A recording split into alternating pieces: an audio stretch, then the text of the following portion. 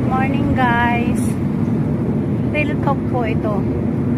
Kung kayo po ay titingin ng magiging partner sa buhay o magiging kasama habang buhay, piliin po ninyo yung lalaking maresponsibilidad, yung lalaking may abilidad, yung lalaking masipag, yung lalaking hindi nagrereklamo, yung lalaking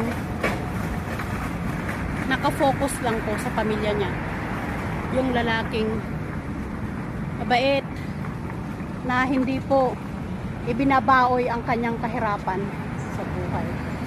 Piliin po ninyo ang taong kaya kayong ipaglaban habang buhay at kaya kayong iharap sa maraming tao, sa personal man po yan o sa social media. Kaya mahalin po